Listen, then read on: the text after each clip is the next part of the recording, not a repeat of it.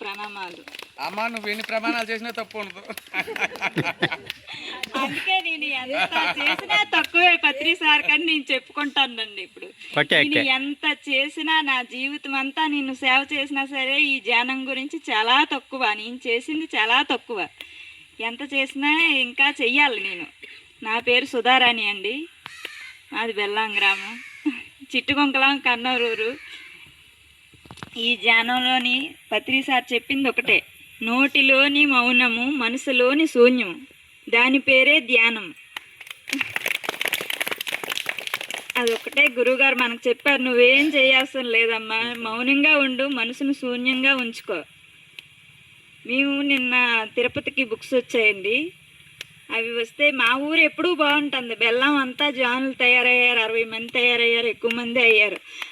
నేను కన్యం ఊరు కూడా మార్చుకోవాలి, చిట్టుగుంకలం కూడా మార్చుకోవాలి. అక్కడ చాలా దుర్గమ్మ గుడి ఉంది, అక్కడ హింస ఎక్కువ జరుగుతుంది, ఎక్కువ పండగలు అవుతాయి, కోళ్ళు కోస్తున్నారు. దాన్ని కూడా ఎలాగైనా మార్చుకోవాలి. మా ఊరు నిరుడు తిరుపతికి ఇక్కడ ఊరంతా దండామండి. ఎవరేమో అనుకోలేదు, అందరూ ఇచ్చారు. ప్రతి ఇంటి నుంచి తిరుపతికి ఎక్కడికి కూడా ప్రతి ఇంటి నుంచి మా ఊళ్ళోని అంతలక్క, అరకు, పేరవరం, కడతాల్లో అంతలక్క దండుతామండి. జాతవాను మొత్తం అంతలక్క బుక్స్ వస్తాయి, అంతలక్కకి డబ్బులు దండేసి పట్టుకెళ్తాం. గురువుగారు నువ్వు 100 ఇచ్చావు, నీకు బాకీ ఉన్నాను, నీకు చేయవలసింది నీకు చేస్తానని గురువుగారు చెప్తారు. అందుకు మేము డబ్బులు దండుతామండి. అది గురువుగారు మీకు సేవ చేస్తారు, మీకు చేయవలసింది గురువుగారు చూసుకుంటారు. అందుకే మేము అందరూ బాగుండాలనేసి అలాగే దండిసి పట్టుకెళ్తాం. అలాగే నేను చిట్టుగుంకలం వెళ్ళానండి. వెళ్ళిన తర్వాత ప్రతి ఇంటికి వెళ్ళాము. అందరూ 500 కాగితాలు తీసి ఇచ్చేస్తాను. రమ్మ ఇప్పుడు ఒక్కసారే కాదు, అస్తమానం వస్తాం. నేను అడుక్కోవడానికి వచ్చానండి, నేను ఇంకా అడుక్కోవడానికి వస్తాం. మేము పిరమిడ్ కూడా కడతాను, పిరమిడ్కి కూడా అడుక్కోవడానికి వస్తాం. ఒక్కసారి 500 ఇచ్చికండి, 100 ఇవ్వండి చాలు, మళ్ళీ మళ్ళీ వస్తూనే ఉంటామని చెప్పామండి. అప్పుడు చెప్పాం, ఇలాగ మా ఊరు తిరుపతికి దండిన తర్వాత మా ఊళ్ళో ఎంతోమంది జానులు తయారయ్యారు. అది గురువుగారు ఆజ్ఞ ఏమో నాకు తెలియదు. అందుకే నేను మా ఊరు ఈసారి దండాలి ఎలాగైనా సరే. ఎవరేమో అనుకోరు, అనుకున్నా పర్లేదు. మా ఊరు ఊరే కానీ ఆ ఊరు కూడా బాగు పెట్టాలి కదా. అక్కడ బాగా పండగలు ఎక్కువండి. అమ్మగారు ఫీల్ అవుతారు కదండి. అయితే అక్కడ పండగలు ఎక్కువ అవుతాయండి. దాన్ని ఎలాగైనా మార్చాలి అనేసి ఇలాగైతే గురువుగారు బాకీ పడతారు కదా, ఆ ఊరిని కూడా మారుతారేమోననేసి నేను వెళ్ళిన తర్వాత అందరూ చేసిన తర్వాత నేను అన్నానండి, మీరు ఇచ్చింది ఎక్కడికి పోదు, అన్నదానంకి ఇస్తారు. అన్ని దానాల కన్నా గొప్పది అన్నదానం. ఇది భగవంతుడికి ఇచ్చింది ఉండిలో వేసేస్తాం. అది ఎక్కడికి వెళ్తుందో తెలియదు, ఎవరికి వెళ్తుందో తెలియదు, కానీ ఇది అన్నదానంకి ఇస్తారు. ప్రతి ఒక్కరు మీ పేరు చెప్పుకొని అంత లెక్క భోజనం చేస్తారు. తిని వాళ్ళు తృప్తి పడతారు. ఏ అమ్మ ఇచ్చిందో ఆనందంగా వాళ్ళు తృప్తిగా ఉంటారు. కాబట్టి ఆ ఆనందం వాళ్ళు పొందిన తర్వాత మనకి సంతోషంగా ఉంటాం, ఎవరైనా మనల్ని దీవించినట్టుగా అనమాట. అది అప్పుడు అక్కడ ఏం జరుగుతుందని చెప్పాను. తల్లి కూడానమ్మా మనల్ని కోళ్ళు కొయ్యమని చెప్పలేదు, కోడిని కోసినా సరే తల్లే బాధపడుతుందటండి. తల్లి కూడా సార్కి మెసేజ్ పెట్టింది. ఆ తల్లి అనుగ్రహం ఇచ్చి, ఆ తల్లి పర్మిషన్ ఇచ్చిన తర్వాతే గుంకలం కూడా వెళ్ళగలిసామండి. ఆ తల్లి పర్మిషన్ ఇచ్చిందట. ఒకరోజు కనిపించింది, మామూలు మాట్లాడింది, నీ ఊరిని నువ్వు బాగానే మార్చుకుంటున్నావురా, నా ఊరిని ఎప్పుడు మారుతావు నువ్వు అనేసి ఆవిడ అడిగిందట సార్ని.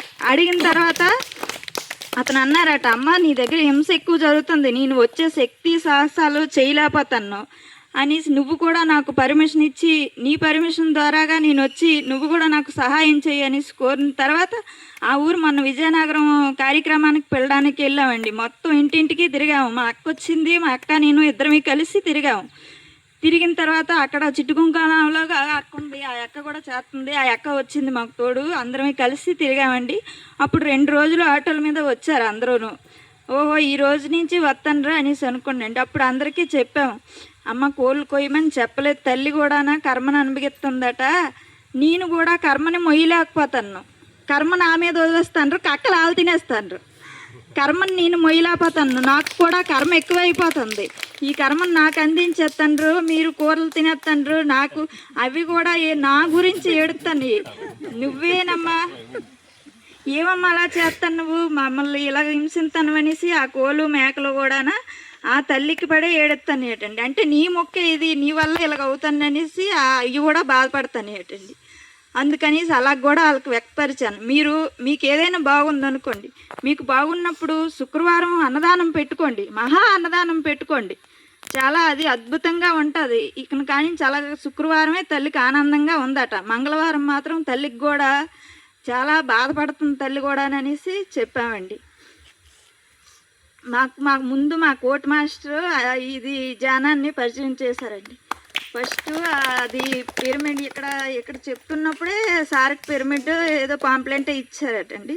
ఇచ్చిన తర్వాత ఇదేంటి కక్కల మానేమంటారు, మా ఇంట్లో రోజు శనివారం కూడా ఎప్పుడు అలాగ ఉంటూనే ఉండేది ప్రతిరోజును. అలాంటిది కోర్ట్ మాస్టర్ ఆ పాంప్లెంట్ ఇచ్చిన తర్వాత వాళ్ళు పిరమిడ్ పెట్టుకోకుండా మామూలు ధ్యానంలో కూర్చుంటుండేవారు. ఆ పిరమిడ్ వాళ్ళ అమ్మగారు తెచ్చారు. తెచ్చిన తర్వాత అది దొడ్డ పిరమిడ్ తెచ్చావా, ఇచ్చి అనేసి నేను తీసుకొని వెంటనే ఇంట్లో పెట్టుకున్నాండి.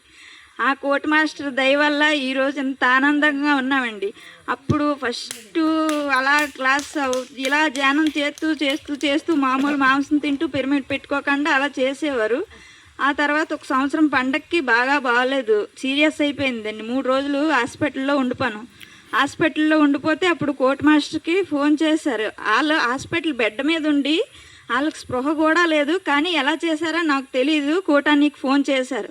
ఫోన్ చేసిన తర్వాత ఏటీఎం మాకు బాగాలేదు కోర్ట్ మాస్టర్ అని చెప్తే కోటాని నాకు ఫోన్ ఇమ్మన్నారు. నాకు ఫోన్ ఇచ్చిన తర్వాత అమ్మ నువ్వు ధ్యానం చెయ్యి, అక్కడ పక్కనే కూర్చొని ధ్యానం చెయ్యి, ఏం కాదు భయపడకు అనేసి చెప్పారండి. అప్పుడు ఆ పక్కనే కూర్చొని నేను ధ్యానం చేశాను. వాళ్ళ దగ్గరే ఆ మంచం దగ్గర కూర్చొని ధ్యానం చేశాను. అప్పుడు శివగారికి కూడా లైన్కి వెళ్ళిపారు. శివగారు కూడా ఏదో మెడిసిన్ చెప్పారు. అప్పుడు అలాగా అక్కడే కూర్చొని ధ్యానం చేసిన తర్వాత వాళ్ళకి ఏ ప్రాబ్లము లేదనేసి ఆ 3 రోజులు ఉన్న తర్వాత ఇంటికి వచ్చేసాం. మెడిసిన్ తెచ్చాం కానీ ఆయన వేసుకోలేదు. నాకేం కాదు, నేను మెడిసిన్ వేసుకోను, నేను ధ్యానం ద్వారాగా తగ్గించుకుంటున్నానంటే వీళ్ళందరూ భయపడిపోయారు. ఏటి అక్కడ అంత బాగాలేదు మెడిసిన్ వేసుకోను అనేసి అంటాను రేటి అనేసి అంటే అతను ఎలాగైనా సరే మెడిసిన్ వేసుకోలేదు. గంటలు ఇంక ధ్యానం చేయడం మొదలెట్టారు. ధ్యానం చేసిన తర్వాత అలా ధ్యానం చేస్తూ నా బుర్రలో ఎంత ఏదో ఉన్నది ఇక్కడ, అది అంతా కరుగుతుంది, ధ్యానం ద్వారా కరుగుతుంది అనేసి అలా ధ్యానం చేస్తూ మొదలెట్టారండి. అలా చేసి అంతలక్క ఎక్కడ ప్రోగ్రామ్స్ అయినా సరే అరకు వెళ్ళిపోయారండి. అరకు పేరవాళ్ళం మొత్తం మేము ఫ్యామిలీ అందరం కలిసే వెళ్తామండి. ఎక్కడికి వెళ్ళా పిల్లలు కూడా తీసుకెళ్తాం. ముందు మనం కాదు, పిల్లలు తీసుకెళ్ళాలి. రేపు రాబోయే రోజుల్లో నాలో పెద్ద పిరమిడ్ మాస్టర్లు అవ్వాలనేసి మా కోరిక ద్వారా పిల్లలు తీసుకెళ్ళామండి. పిల్లలు తీసుకెళ్ళిన తర్వాత పిల్లలు అలాగ వచ్చి అలాగే వాళ్ళు ఎప్పుడైనా బయట ఫంక్షన్లు అయితే మా ఇంట్లో మా అత్తగారు ఉన్నారండి, ఆవిడకి కూడా ఫస్ట్ ధ్యానం చేసేవారు కాదు.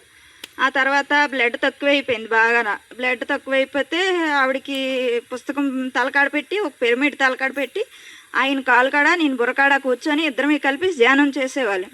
అమ్మ నువ్వు ధ్యానం చేసుకో, నీకేం కాదు, ఇంకా 100 ఏళ్ళు ఉంటావు నువ్వు అనేసి వీళ్ళు చెప్తూ ఉండేవారు. అలాగైతే ఆవిడ అలాగా చెయ్యాలా అనేసి అన్నట్టు అన్నా సరే అలా పడుకొని ఉండి అయితే మేము చేస్తామని చేస్తే అలా మాతో పాటు ఆవిడ కూడా కూర్చొని చేసేది ధ్యానం. చేస్తూ ఆవిడ కూడా ధ్యానంలో దిగిపోయింది. అలాగే ఆవిడ కూడా ధ్యానం చేసుకుంటుంది, గంటలు ఆవిడ కూడా ధ్యానం చేసుకుంటుంది. అలా ఇంట్లో అప్పుడప్పుడు వండుతూ ఉండోళ్ళమే.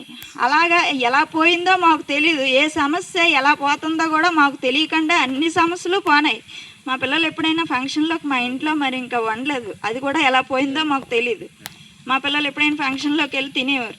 ఒకసారి ఎక్కడికో ఫంక్షన్కి వెళ్ళాడు మా బాబు. వెళ్ళిన తర్వాత వాళ్ళు అన్నారు, బాబు నాన్ వెజ్ అంటారు, నువ్వేటి ఇక్కడికి వచ్చావు అనేసి అడిగితే మా బాబు అన్నాడు, నాన్ వెజ్ అక్కడ కాదనేసి తెలిసి ఇక్కడ కాదనేసి తెలిసే నేను ఇక్కడికి వచ్చాను, నువ్వేటి నన్ను అక్కడికి వెళ్ళమంటూ అనేసి మా బాబు వాళ్ళు అడిగాడట. అప్పటి నుంచి మా బాబు కూడా నాన్ వెజ్ తిండు. తెచ్చుకున్న నూడిల్స్ తెచ్చుకున్న వెజ్ నూడిల్సే. అందరికీ కూడా పిల్లలందరూ తెచ్చుకుంటే వాళ్ళకి కూడా వెజ్ నూడిల్స్ తెప్పించినట్టుగా ఆడెళ్ళి ఆడే తెస్తాడు వెజ్ నూడిల్స్. తెచ్చుకున్న వాళ్ళ మామూలుగా ఇలాంటి రైసులు అలాంటివన్నీ తెచ్చి పెట్టుకుంటాడు. కానీ వాళ్ళు నీసు మాడినవన్నది వాళ్ళు ఎంత అద్భుతంగా మరి ఆ గురువు గారి ఆశీర్వాదంతో ఇంతలా మానేశారేమో అనేసి నేను అనుకుంటానండి.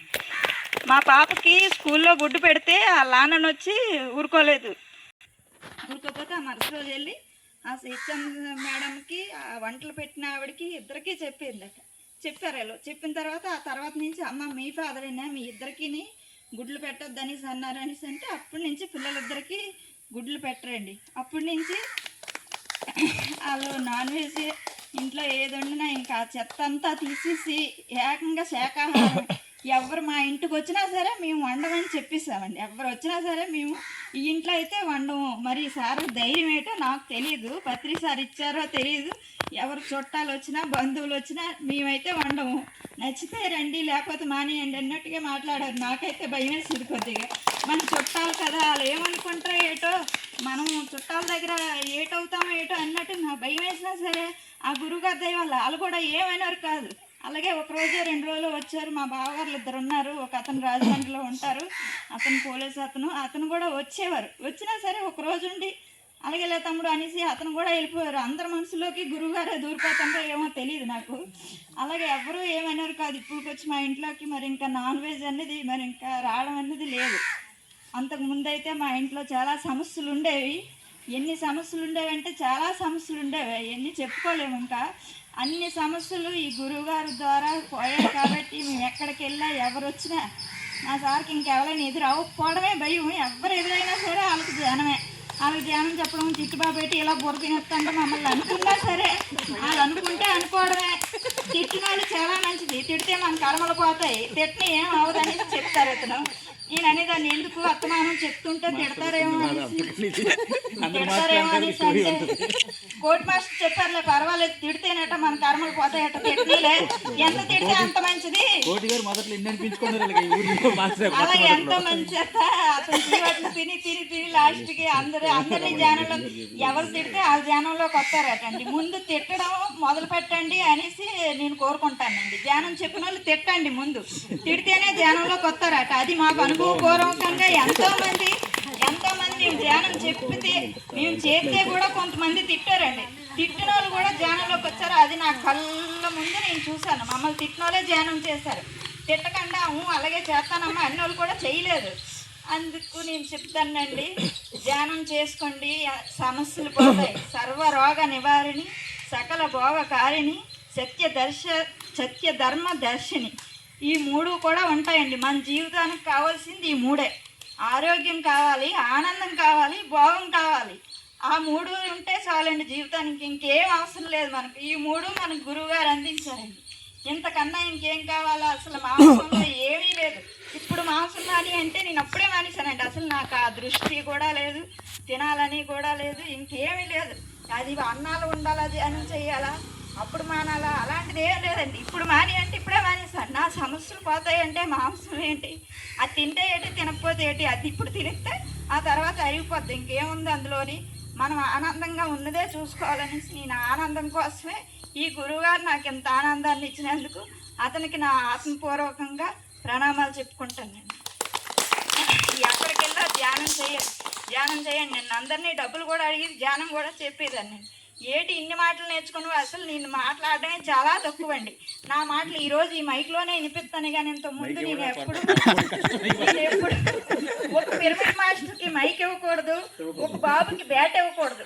ఈ 2లో అండి. అది అలా రెండందుకు నేను పిరమిడ్ మాస్టర్ కాదండి, మా సార్ మాస్టర్. కానీ నేను ఆనందాన్ని పొందాను కాబట్టి దాన్ని అంత వ్యక్తపరుచుకుంటానండి. ప్రతి ఒక్కరికి ఎవరు తిట్టినా సరే దీనికి ఏటిపోయింది, వాళ్ళకి ఏదో ఉన్నది కదా ఇంట్లో కూర్చొని తింటాను వాళ్ళు చెప్తాను అనేసి మనం చేయగలమేంటి అనేసి అంటారండి.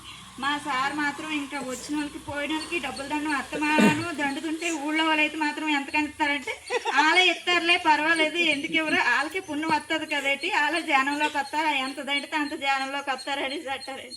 ఎక్కడ క్లాసులు అయినా సరే అక్కడ క్లాస్ ఉంది ఇక్కడ క్లాస్ ఉంది అనేసి అందరినీ ఏర్పాటు చేసేసి బయలుదేరించేసి అందరం ఆనందంగా క్లాసులకు వెళ్తామండి. చూసిన వాళ్ళందరూ అనుకుంటారండి ధ్యానంలో ఉన్నోళ్ళు ఇంత ఆనందంగా ఉన్నారా, ఆటోలు కట్టించుకొని వెళ్ళిపోతుండ్రు, హ్యాపీ భోజనాలు చేసి వస్తుండ్రు అనేసి ఎంతో అనుకుంటారండి. అందరూ మేము అలాగే ఆటోలు కట్టించుకొని ఎక్కడ క్లాస్ అయినా సరే వెళ్ళిపోతామండి.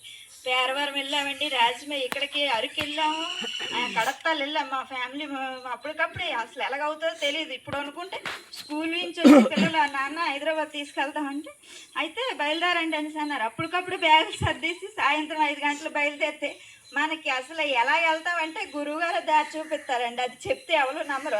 అన్నిటికీ గురువుగారు అంటాను వీళ్ళు ధ్యానం చేసిన వాళ్ళు అనేసి అనుకుంటారండి. కానీ మేము ఇక్కడ బయలుదేరాము, అసలు రోడ్డుకి నడిచి వెళ్ళాలేమో అనుకున్నాం. మా పిల్లలు మేమును నడిచి వెళ్ళాలి అనుకుంటప్పుడు మేము బయలుదేరి సార్ షూ వేసుకుంటాను. అంతలోకి మా ఊరి నుంచి ఆటో వచ్చిందండి. ఇలా చెయ్యి ఊపితే చాలా ఆటో అక్కడ నిలబడిపోయింది. ఆ ఆటో ఎక్కిపోయిన తర్వాత ఐనా సెంటర్కి వెళ్ళిన తర్వాత అక్కడ ఏ బస్సు ఆపలేదు. ఇద్దరు పిల్లలు తీసుకొని రాత్రి మీద నిల్చున్నాం. ఏ బస్సులో ఆపలేదు అనేసి అనుకుంటే అంతలోకి ఒక కారు వచ్చి ఆగిందండి. కారు వచ్చి ఆగి అతను అన్నారు, ఎందుకమ్మా ఇలా నిలబడ్డారంటే, మేము వైజాగ్ వెళ్ళాలండి అనేసి అంటే, రండి నేను డ్రైవర్ని కాదు, మామూలుగా డ్రైవింగ్కి ఇలాగ డబ్బుల కోసం గట్ట ఎక్కడ ఇలాగ డ్రైవింగ్ చేయలేదండి, కానీ మీరు పిల్లలతో ఉన్నారు కాబట్టి రండి కారు ఎక్కుండి అంటే, అప్పుడు నేను అన్నా, ఇదిగోండి బస్సులు తక్కువని గురువుగారు మన కోసం కారు పంపించారు, మనం కారు మీద వెళ్ళాలా, మన స్థాయి మనం కారు మీద వెళ్ళిపోవడం, మనకి గురువుగారు ఇచ్చేసారంటే మా పిల్లలు కూడా అలాగే నమ్మారు. నిజమేనమ్మా, నువ్వని మాటే, గురువుగారు పంపించకపోతే మన కోసం కారు రావడం ఏంటి అని సరే. ఆ కారు డ్రైవింగ్ చేసి అతను కూడా గురువుగారో ఏమో నాకు తెలియదు, కానీ అతను కూడా ఒక పెద్ద మాస్టర్ లాగా మాట్లాడారు. ఇక్కడి నుంచి వైజాగ్ వెళ్ళేంత వరకు అంతా ఎలా మాట్లాడుకుంటారంటే, ఒక పిరమిడ్ మాస్టర్లు ఇద్దరు మాట్లాడుకుంటే ఎలా ఉండేవో ఆ మాటలు అలాగ ఆలకించి ఉద్దేశించారు. అతను కూడా ఎందరో గురువులు చూశారట, ఎంత లక్కో గురువులు, ఆ గురువుని చూశాను, ఈ గురువుని చూశానా, అందరు గురువుల గురించి చెప్తుంటే ఈ గురువు గారేమో మా గురువు గారి గురించి చెప్పారు. అందరు గురువుల్ని చూసావు కానీ నువ్వు పత్రి సారిని చూడలేదు, అతను అంతా ప్రపంచం కోసమే పుట్టాడు, పత్రి గురువు గారి గురించి కూడా తెలుసుకోండి అని చెప్పారు. అప్పుడు అక్కడి నుంచి అలా వెళ్ళి అంత బాగా ట్రైన్లో పడుకొని వెళ్ళామండి. అసలు మేము టికెట్లు కూడా తీసుకోలేదు, ఇక్కడి నుంచి వెళ్ళిపోయాము, అక్కడ పడుకొని వెళ్ళామండి హైదరాబాద్ వరకు. అసలు అలా వెళ్ళామంటే అంత గురువుగారేనండి, ఎవరేమనుకున్నా అంత గురువుగారే, అంత గురువుగారు. నెక్స్ట్ ఇంక మేమేం చెప్తాం, ఇంకా కాకపోతే బయట నుంచి వచ్చాం కాబట్టి ఇటు కూర్చోవడం తప్పించి, కానీ